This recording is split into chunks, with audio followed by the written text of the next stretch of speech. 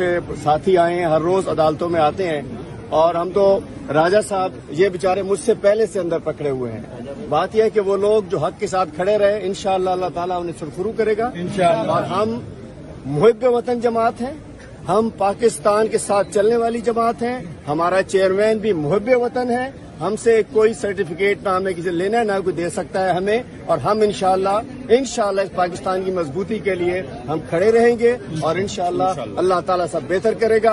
और वो बड़े बड़े लोग जो साथ छोड़ गए, बड़े बड़े ओहदेदार, वज़रा, गवर्नर, न जाने कौन कौन, उससे आप वर्कर्स ज्यादा वो हैं जो अल्हम्दुलिल्लाह आज हक के साथ, इंसाफ के साथ खड़े हुए हैं। मैं आप सबका बहुत शुक्रगुजार हूँ।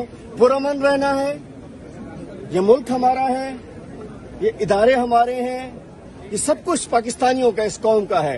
पुरअमन रहते हुए अपनी बात रखनी है, अपनी जिद्दोजहद जारी रखनी है, लेकिन कानून को हमने हाथ में नहीं लेना, कानून के साथ चलना है। कानून भी हमारा है, वकील भी हमारे हैं और इंशाअल्लाह हमें अदलिया से पूरी उम्मीद है।